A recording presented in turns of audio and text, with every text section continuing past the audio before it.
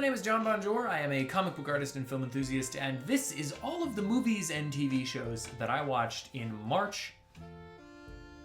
April of 2026. Starting it off, I'm just going to go through some of the shows I watched on Netflix. I watched Next Gen Chef, which is a very interesting cooking competition show about young cooks at the Culinary Institute of America, and it's wonderful. I mean, it's just really just a solid show. It's very reality TV, but I think the cooking is really cool and well shot, and I just had a great time with it. I also have been watching Daredevil as that's coming out. There's one episode left as I'm recording this, and it's just phenomenal. I mean, it's just season 1 of Born Again. I wasn't in love with. I liked a lot of it. I really enjoyed it, but I thought it was disjointed and has some serious issues. Season 2, man, it's good. Man, it's so good. Season 2 is just so much fun. I also am watching a Gordon Ramsay documentary on Netflix. It's called Being Gordon Ramsay, I think. And it's about him as he's setting up this series of restaurants at the tallest building in London or something like that.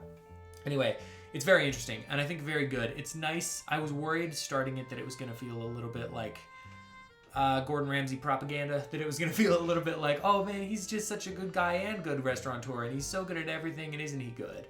And I just finished the second episode, and the second episode ends with him tearing his really, really good sous chef, an absolute new one, and making him cry and then leaving.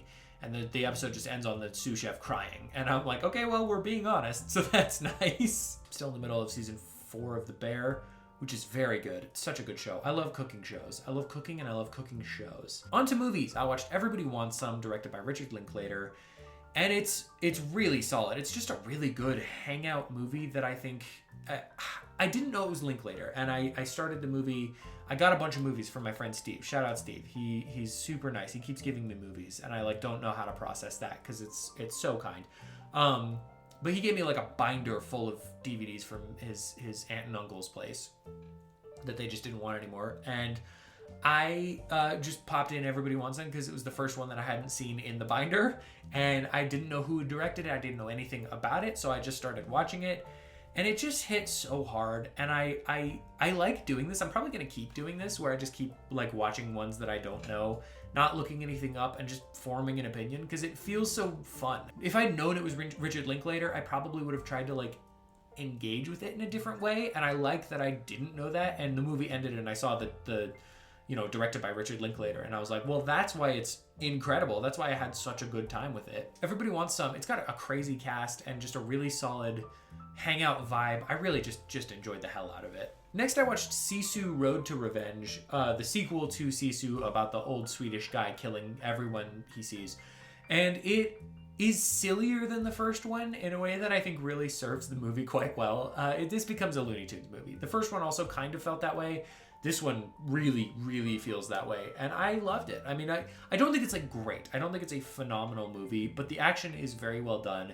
It's gross and gory. And I think it understands what it is. And I understand what it is. And it's not really trying to be anything other than it is. So why would I expect it to be anything other than it is? And so if you're looking for a good time just to hang out and watch some horrific grisly violence, could do a lot worse. And it does have a vein of fun running through it. I like that John Wick has kind of opened the door for pretty high concept, just what if something was killer. I think that's cool, and I don't see why we can't keep doing those. Next, I watched the Super Mario Galaxy movie, and I gave it 3 stars, which is too many stars. I don't know why I did that. This is barely a movie. This is, as a functional piece of filmmaking, this is not any of those things. The Mario Galaxy movie is a frustrating, weird piece of content that feels so soulless in the sense that they just wanted to show you all the Mario stuff you like and hope that that's enough to make you make $1 billion. And here's the problem.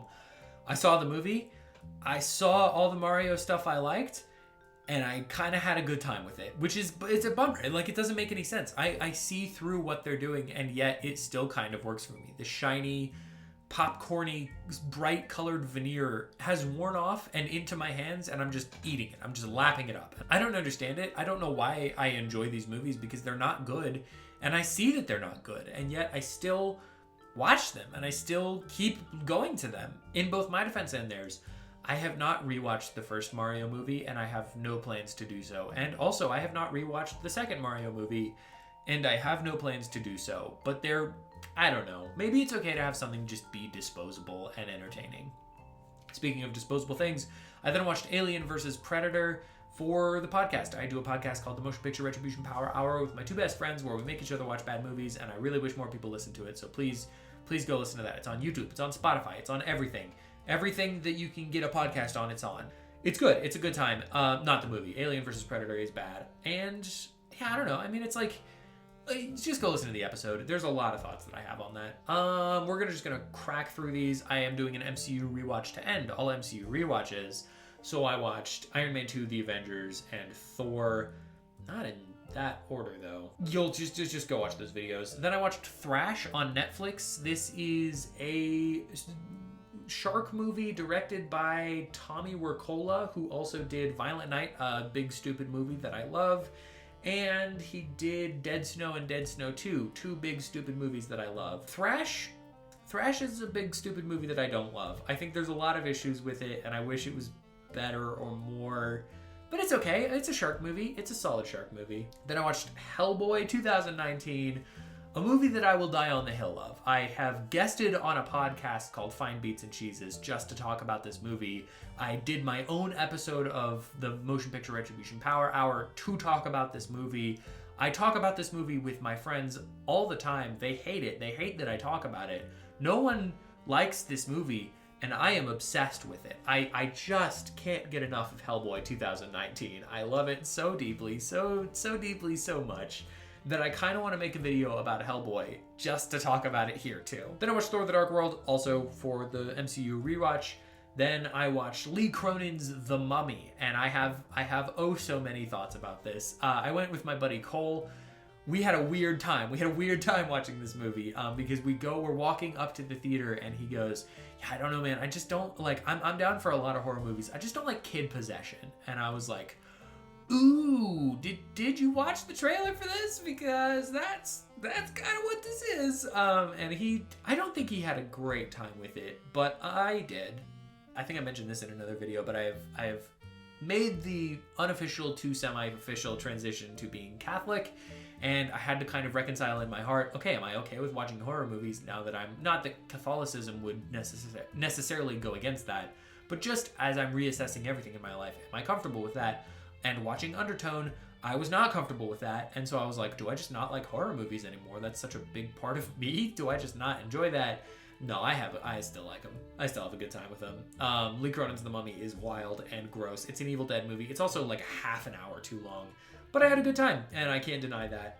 Then I watched Matt Johnson's Blackberry, a movie that I love. Matt Johnson did a movie that I also love called Nirvana the Band, the Show, the Movie. I didn't watch that this month. I was wondering if I was going to watch that every month. I didn't. Well, there's still a couple days. Blackberry, I just loved. I think it's so fun and weird. It feels like a big Greek tragedy in a way that I was not prepared for, because we know what happens to BlackBerry as a company in the real world, and I wasn't expecting to feel the same way I feel about like Social Network as BlackBerry, but I do. But Matt Johnson does a very good job of making it feel real and fun and sad and funny and dark and kind of scary sometimes. Like this movie runs the gamut of emotions in a way that I think is just very masterful. Matt Johnson is a shockingly good director, and I don't say shockingly good because it's like I didn't think he could. It's just I hadn't heard of him until I watched Nirvana the Band, the Show, the Movie, and now I'm obsessed with his work, and I'm shocked that he's not more famous than he is. Man, this one's gonna go fast because I watched a lot of Marvel movies. I watched Iron Man 3 and Guardians of the Galaxy, both of which you can just go watch my videos on when they come out. Oh, and I also watched Captain America the Winter Soldier. Man, this is gonna go so fast. Then I watched Jurassic World Rebirth for the second time. I had seen it before when it first came out, and I bought it on Blu-ray because it was like $10, and I was like, well, it's a Jurassic Park movie. Yeah, I'm gonna buy it. And I remember liking it. It's a little worse than I remember. It's a little sillier than I remember, and I don't think that... I love a silly movie. I don't think Jurassic Park is a silly franchise. I don't think it needs to be silly. And when it's not being silly, I think Jurassic World Rebirth is some of the best Jurassic World content we've gotten. I have this interesting thing with Jurassic Park where I think it is a very odd stair-stepping franchise where I think in order of quality, it goes Jurassic Park, Jurassic World Rebirth, Jurassic Park 2, The Lost World, Jurassic World 2, presumably when they make another Rebirth sequel, that'll be that one, and then it's Jurassic Park 3, Jurassic World Dominion is the worst. Like, it's weird that they stair-step in that way, but they really do. I don't, like, it's just something to study. It's just interesting. If they do a trilogy of new Jurassic World movies, I'm very intrigued to see if I still feel that way, because that's crazy. It's crazy that it's worked out that way. Finally, I watched the drama, and I've got a lot of thoughts on the drama. This is just going to be a mini review of the drama, real quick. Block in. No spoilers. The drama is a movie that is good as a dramatic relationship comedy, dark comedy, and bad as a movie that it is trying to be. I think the trailer tells you that there is a secret that we don't know from the trailer that is shocking and everyone is kind of reconciling with right before this wedding. And the secret is such a third rail thing that to me, the movie needed to have more to say about it or do something different for the secret. But as it stands, I'm just gonna spoil it. The secret of the thing is that Zendaya's character almost did a mass shooting, a school shooting. I think that is an interesting plot. I think the idea of about to marry someone and then you find out that they were gonna do this horrific thing, but it's also been a very long time and they didn't do anything, and at that point it's just a question of mental health. But is it a question of mental health or is it a bigger issue? Like, spiraling from that right before your wedding, there's so much rich drama to be pulled from that, and the movie does pull a lot of the rich drama out of that. The problem with the film for me is that it doesn't really engage with the school shooting element. It engages with it as a big dark secret, and the idea of finding out a big dark secret that you have to deal with, the movie pulls a lot of drama out of that. My problem is that it doesn't pull any of the specific drama that comes from that very third rail, very real issue.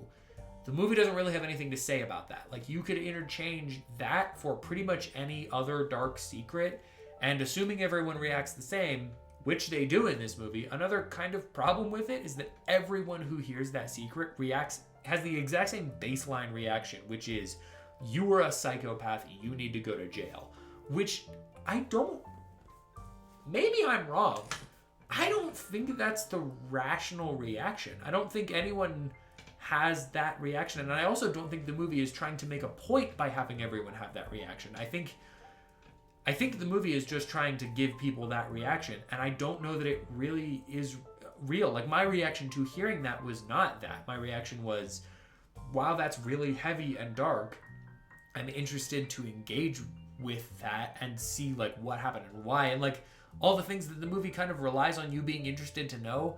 The characters in the movie are not interested to know, and I just don't think it really operates. I think there is something missing from the movie and something that doesn't quite work about that piece of it, that by the end of the thing, the movie keeps escalating itself in big and grandiose ways, and in ways that make me, in like character ways and in event ways, and the movie escalates and escalates and escalates to the point that I think it's about to explode into something bigger, and the third act of the movie really doesn't do that. It's fun. It's a fun movie. I just don't think it does it. I don't think it does what it needs to do if it's going to engage with that as a piece. I liked it. I had a good time. I was engaged the entire time. No pun intended. But I don't know if it's like a great movie. I think this is a perfect 3.5-star movie where it's like well above average, above even good, but below great. That's all I watched for this month. In terms of personal check-in, there's some stuff that I can't really talk about right now that I have decided about my life and career and all that.